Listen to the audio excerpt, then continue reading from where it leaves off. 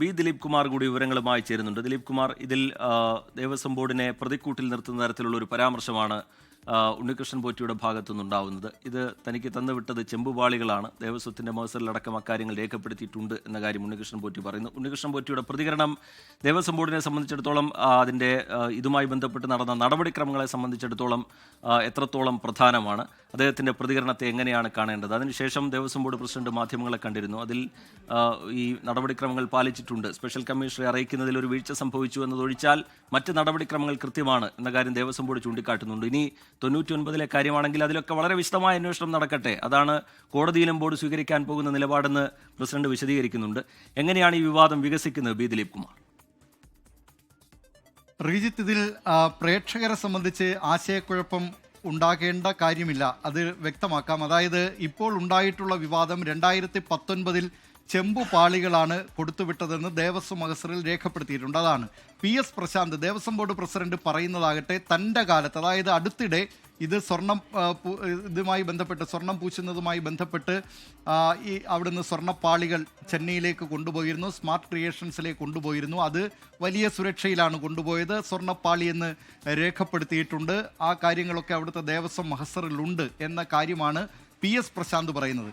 പ്രശ്നം 2019 ഉണ്ണികൃഷ്ണൻ പോറ്റി കൊണ്ടുപോയ ആ പാളികളെക്കുറിച്ചാണ്. അതിൽ ഇപ്പോൾ ദേവസ്വം ബോർഡ് പ്രസിഡന്റ് പറയുന്നുണ്ട്, ഇപ്പോൾ ഈ സ്വർണം പൂശലുമായി ബന്ധപ്പെട്ടുകൊണ്ട് 10 ഗ്രാം കൂടിയാണ് അധികമായി വേണ്ടി വന്നത്. ഇക്കാര്യത്തിലൊന്നും ചട്ടങ്ങൾ ലംഘിച്ചിട്ടില്ല എന്ന് ദേവസ്വം ബോർഡ് പ്രസിഡന്റ് പറയുകയും ചെയ്യുന്നുണ്ട്. മാത്രമല്ല, അതിലൊരു പ്രധാനപ്പെട്ട കാര്യം PS പ്രശാന്ത് പറഞ്ഞത് 40 വർഷത്തെ ഗ്യാരണ്ടി അത് ഉണ്ണികൃഷ്ണൻ പോറ്റിയുടെ പേരിലാണ് എന്നുള്ളത് കൊണ്ടാണ് കൊടുത്തുവിട്ടതെന്നാണ്.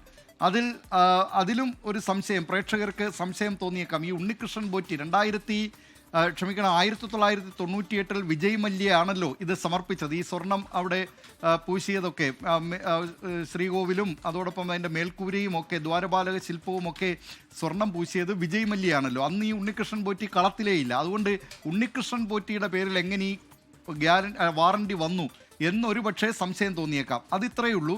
2019 ഉണ്ണികൃഷ്ണൻ പോറ്റിയാണ് കൊണ്ടുപോയത്, അന്ന് മുതലുള്ള വാറണ്ടിയാണ്. അതുകൊണ്ട് തുടർന്ന് അവിടുത്തെ ഈ സ്വർണം പൂശലുമായൊക്കെ ബന്ധപ്പെട്ടുള്ള കാര്യങ്ങൾക്ക് ഒരുപക്ഷെ ഈ വാറണ്ടിയെ ആശ്രയിക്കേണ്ടി വന്നേക്കാം. പ്രശ്നം 2019 ശബരിമലയിൽ നിന്ന് കൊണ്ടുപോയത് അവിടെ ദ്വാരപാലക ശില്പത്തിലെ ആ സ്വർണ്ണപ്പാളികൾ അത് ചെമ്പ് പാളികളായിരുന്നു എന്നാണ് ദേവസ്വം മഹസറിൽ രേഖപ്പെടുത്തിയിട്ടുള്ളത്.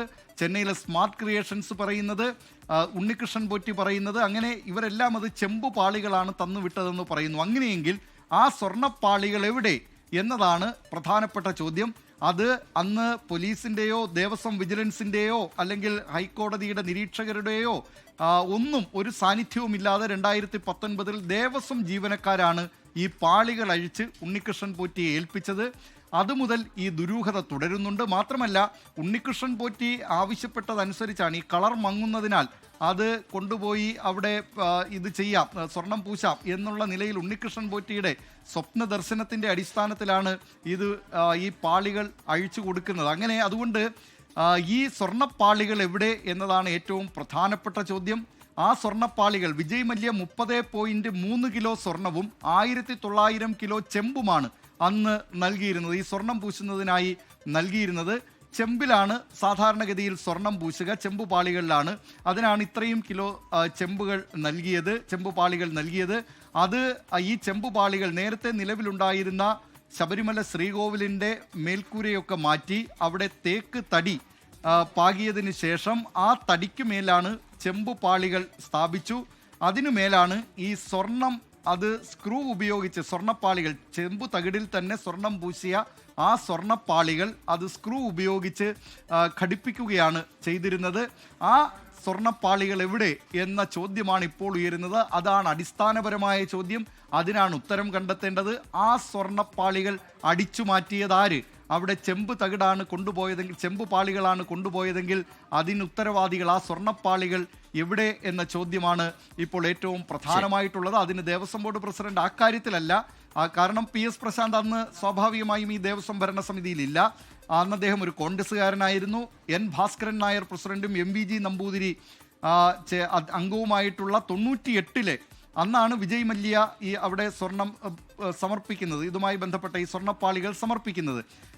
പിന്നീട് 2019 എ പത്മകുമാർ പ്രസിഡന്റും KP ശങ്കരദാസും A രാഘവനും അംഗങ്ങളായിരുന്ന കാലത്താണ് ഈ നിലയിൽ അവിടെ നിന്നുള്ള ഈ സ്വർണ്ണപ്പാളികൾ ഉണ്ണികൃഷ്ണൻ പോറ്റിയുടെ കയ്യിൽ ഒരു സുരക്ഷയുമില്ലാതെ ഒരു പരിശോധനയും ഇല്ലാതെ കൈമാറുന്നത്. ഈ സ്വർണ്ണപ്പാളികൾ എവിടെ എന്ന ചോദ്യമാണ് ഇപ്പോൾ ഉയരുന്നതും. ശരി, ബി ദിലീപ് കുമാർ, ന്യൂസ് ഡെസ്കിൽ നിന്നും സലീം മാലിക് തിരുവനന്തപുരത്ത് നിന്നും വിശദാംശങ്ങൾ പങ്കുവെക്കുകയായിരുന്നു. ലോകത്തെവിടെയായാലും ഏത് സമയത്തും 24 വാർത്തകളും ഓഗ്മെന്റഡ് റിയാലിറ്റി പാക്കേജുകളും എക്സ്പ്ലെയിനറുകളും വിശദമായി കാണാൻ ഞങ്ങളുടെ യൂട്യൂബ് ചാനൽ നിങ്ങൾക്ക് സബ്സ്ക്രൈബ് ചെയ്യാം.